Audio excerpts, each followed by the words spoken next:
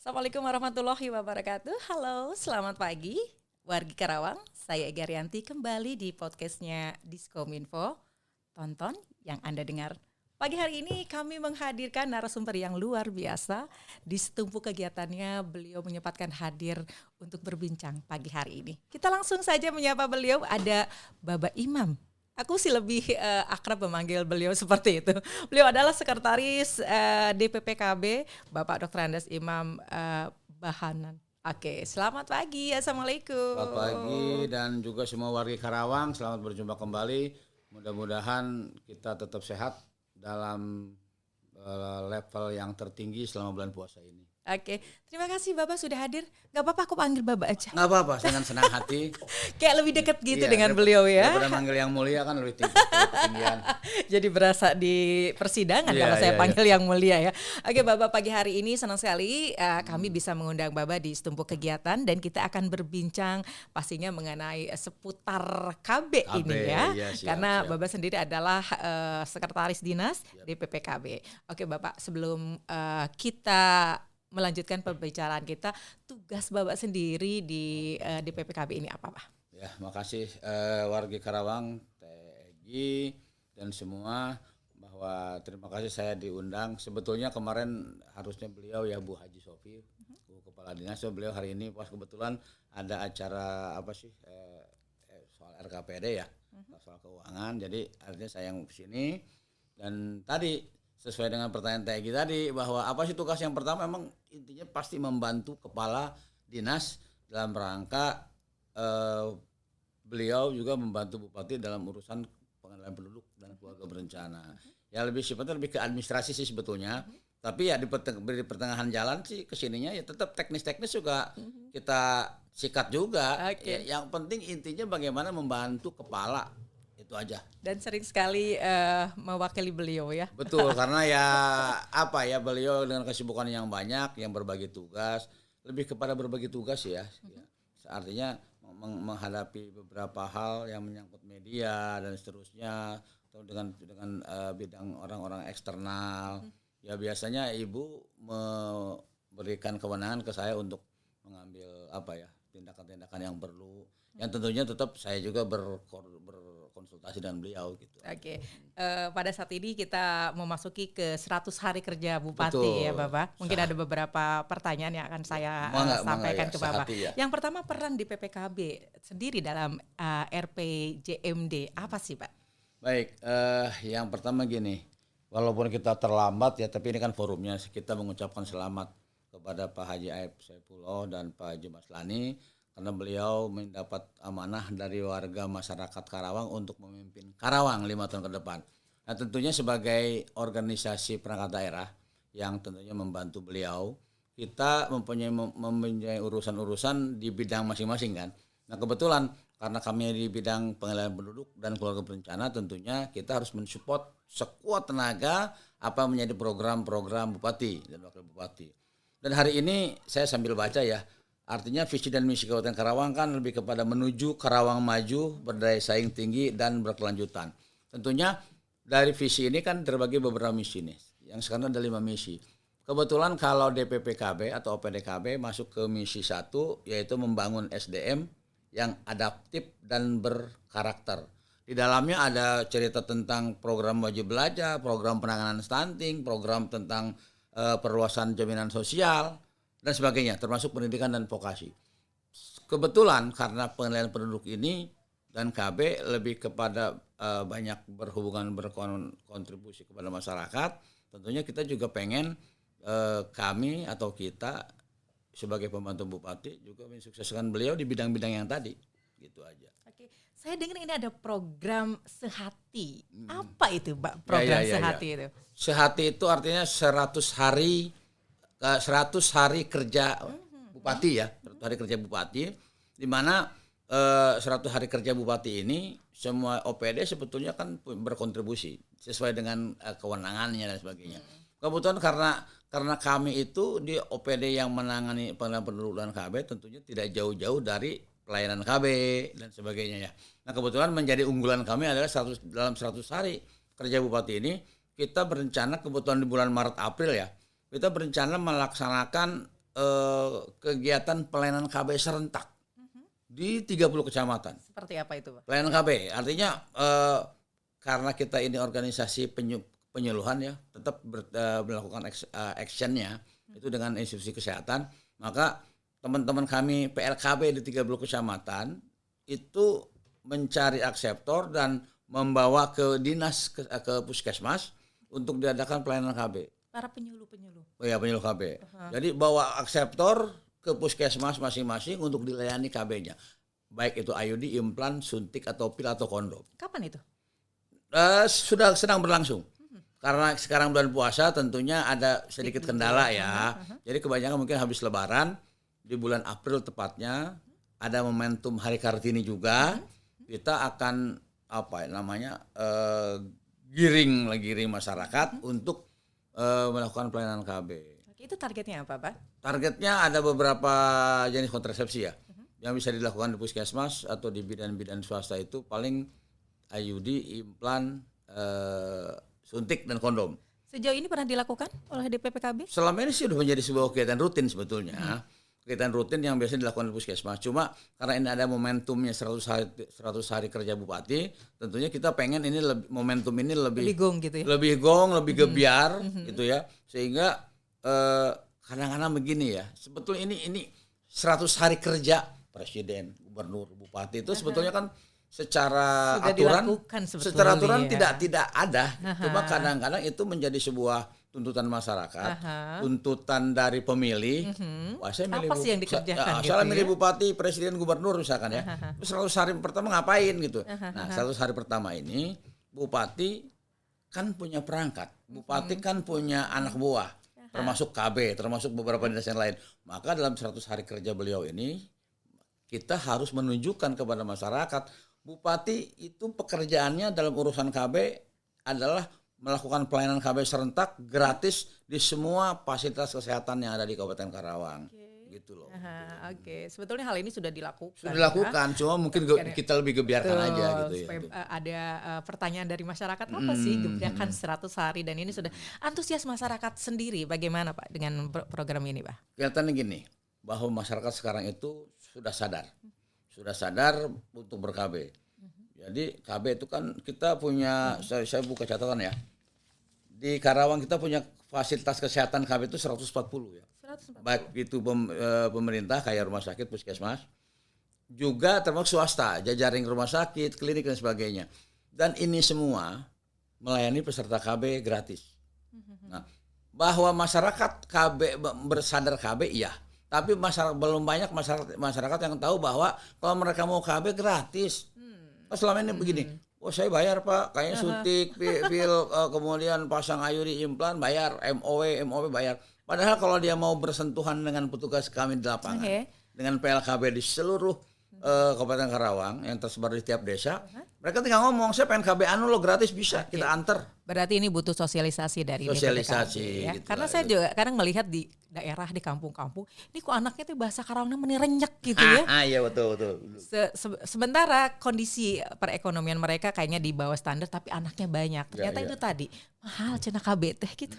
Harus mahal, bayar gitu ya. Mahal, bayar. Padahal, tadi yang Bapak katakan kalau mau bersentuhan dengan kami itu banyak program dan itu gratis, begitu ya Pak. Oke, Pak, boleh aku tanya kembali untuk inovasi pelayanan KB di tahun 2025 seperti apa yang dilakukan di DPPKB Kabupaten Karawang? Ya, jadi gini, tadi pertama sosialisasi. Kenapa sih DPPKB itu ada yang ngomong gini loh, KB itu ngapain sih punya podcast, punya jejaring media sosial kayak mau nyaingin dinas kominfo? Iya, kami jadi merasa tersaing gitu ya.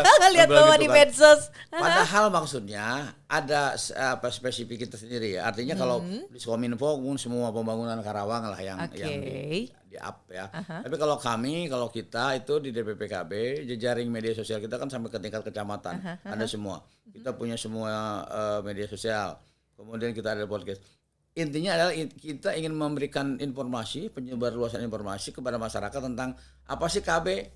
Nah, sehingga kalau orang mau KB ya tinggal di tag aja, di DM aja ke situ ke media sosial akun yang di kecamatan atau kabupaten.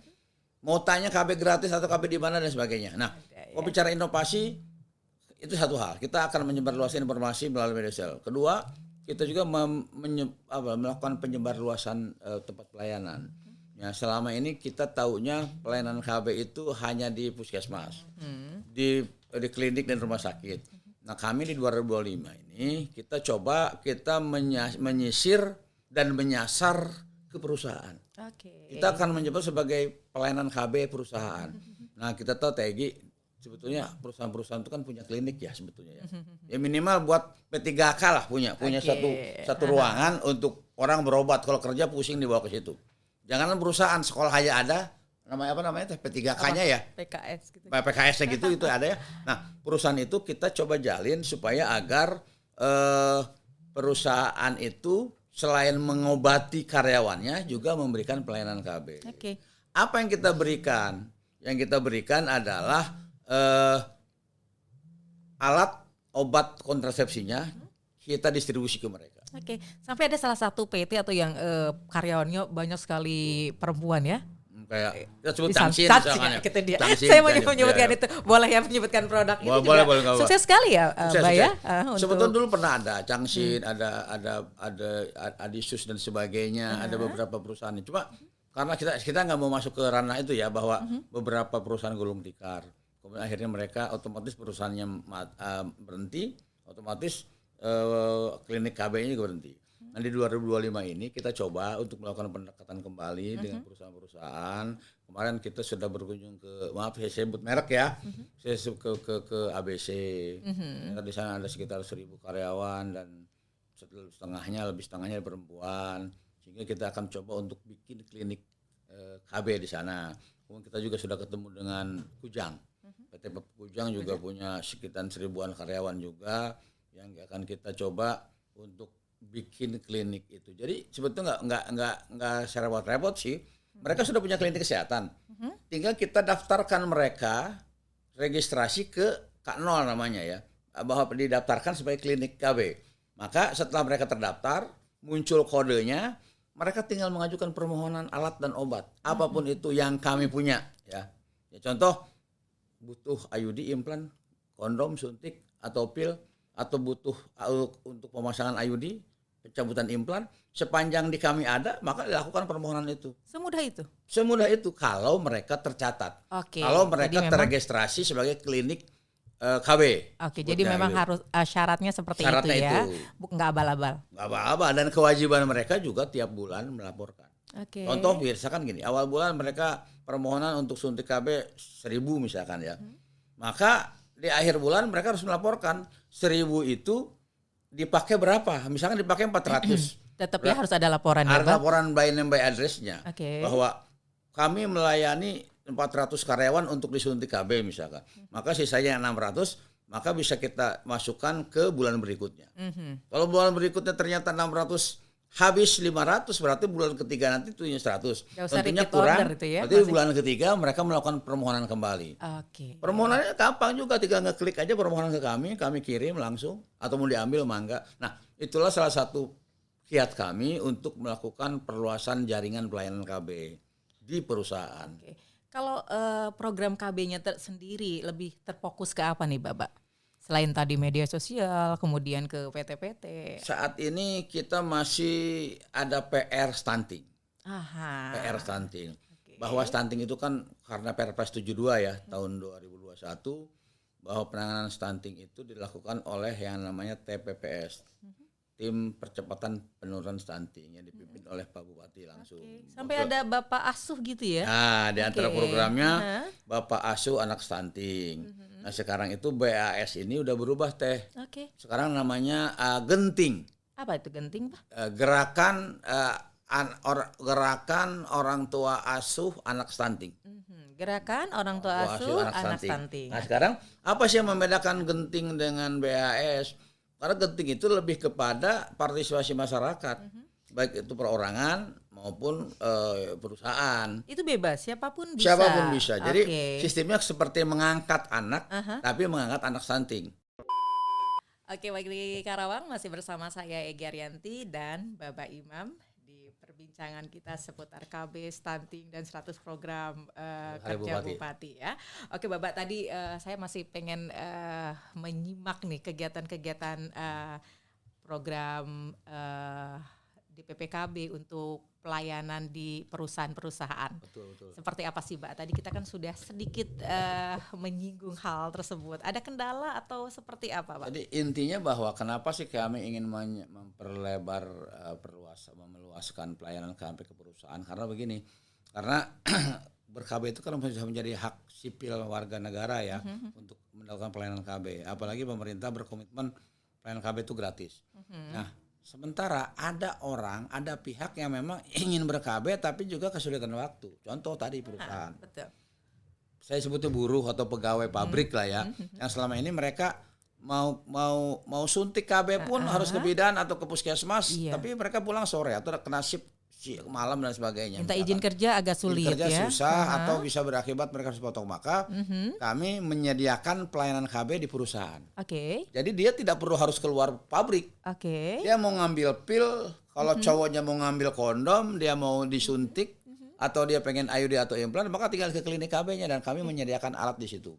Nah, sehingga tentunya ini untuk mempermudah akses si calon akseptor untuk dilayani. Yang kedua juga mendekatkan pelayanan. Ketiga juga tentunya ini secara tidak langsung meningkatkan kualitas kerja mereka. Karena mereka tidak usah berpikir harus kemana ya cari KB dan sebagainya. Dan di satu sisi perusahaan juga akan terbantu.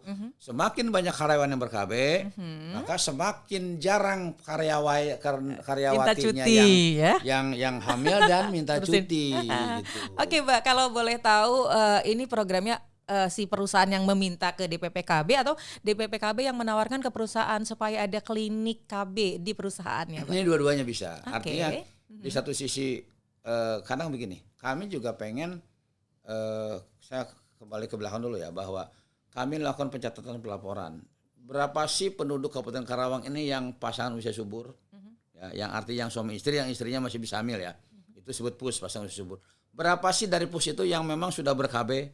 Nah, terkadang antara data yang mereka push dan yang ber-KB itu jomplang. Maksudnya gini, yang misalkan yang push-nya 100 tapi yang ber-KB-nya kok cuma 20 ya. Ternyata bukan berarti dari 100 orang cuma 20 orang yang ber-KB. Terlihat rendah. Idealnya kan di angka 60-70% nih. Ternyata banyak mereka yang tidak tercatat.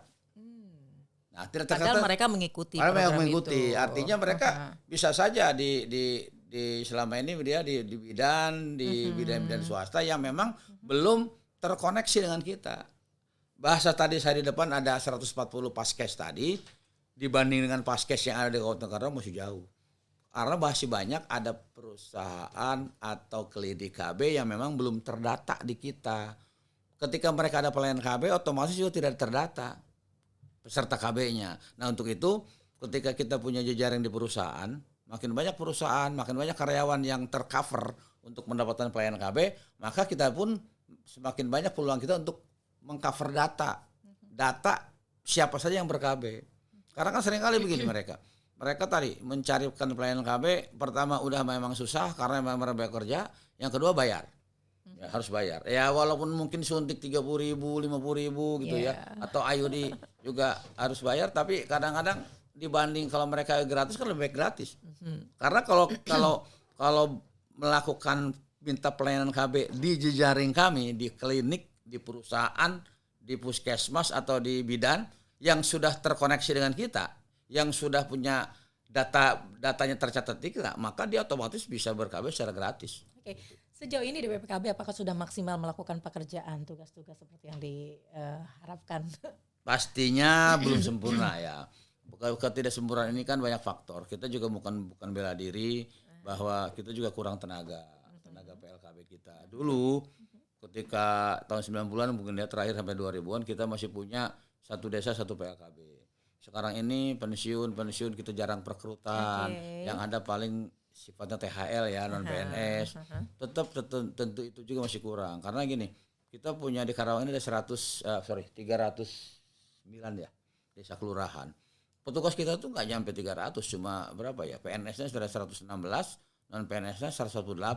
Artinya paling 250-an lah. Masih ada kekurangan sehingga ada satu orang PLKB yang pegang 2 atau 3 desa. Nah itu menyebabkan kadang kita belum maksimal. Yang kedua, harus jujur kualitas petugas KB. SDM? Ya, SDM-nya. Kenapa? Karena jadi PLKB itu tidak ada pendidikan yang khusus jadi PLKB. Tahu nggak Tegi? Kita ini PLKB itu ada yang jurusan teknik mesin loh. Teknik perkapalan, pertanian, kemudian kayak peternakan, kayak Bu Agnes itu loh, ya Bu Agnes itu peternakan. Mereka itu basicnya itu kan pendidikan sesuai dengan fak masing-masing. Ketika masuk ke KB, mereka harus dipaksa untuk bisa melakukan penyuluhan tentang KB. Ya? Maka harus ada proses. Nah dulu prosesnya ada pendidikan dan latihan. Tapi udah lama banget tidak ada diklat ya. Sehingga mereka tuh akhirnya belajar sendiri. Otodidak, tanya ke teman-temannya. Makanya kalau ada PLKB baru tuh paling enggak sebulan minimal hampir 3 bulan. Mereka nutur-nuturkan PLKB yang senior gitu. Mereka ketemu kader, mereka ketemu kepala desa, mereka ketemu dengan Minggon, mereka ketemu puskesmas. Oh gini loh tugasnya ya. Akhirnya bisa kan? Akhirnya bisa. Tapi tetap mereka tidak terspesifikasi pendidikannya untuk itu. Jadi yang Bapak harapkan sendiri. Ya, yang saya harapkan sekarang adalah mereka belajar dan kita juga ada pelatihan. Jadi ada semacam peningkatan kapasitas buat mereka. Kita punya anggaran untuk itu. Setiap tahun kita akan kayak di kayak di refresh lagi bahwa tugas pokok PLKB ini A, B, C, D dan mereka harus tahu gitu. Dan sehingga kita evaluasi mereka udah sampai ke sana belum. Makanya kalau tidak maksimal misalkannya kita ada alih-alih fungsi atau mutasi dan sebagainya itu pasti. Itu PR kami. Oke, Bapak terima kasih sudah hadir pada kesempatan siang hari. Tapi satu lagi, harapan di PPKB sendiri seperti apa, Pak? Harapan yang pertama kalau kita hubungkan dengan dengan hak 100 kerja Bupati tadi ya, bahwa wargi Karawang sadayana ya artinya kita sudah punya Pak Bupati dan Wakil Bupati yang kita banggakan, yang kita pilih. Tentunya kita juga berharap masyarakat harus ikuti apa yang menjadi program dan kebijakan Bupati. Jangan bisanya menuntut ya jalan rusak tanpa ngelihat itu jalan pusat atau provinsi nyalahin Bupati.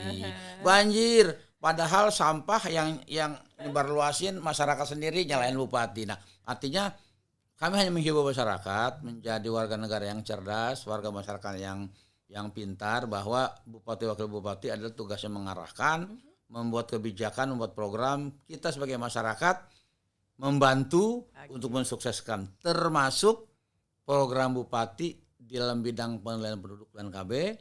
Maka ayo masyarakat ber-KB, karena sekarang ber-KB gampang, tinggal datang ke puskesmas, datang ke PLKB, minta ber-KB gratis, dan kita sama-sama menyongsong Karawang yang maju dan mandiri, sehingga kita semua menjadi masyarakat yang baik. Gitu Karawang aja. Maju tentunya. Karawang maju tentunya, dan sekali lagi masyarakat dukung pemerintah daerah kita untuk lebih maju.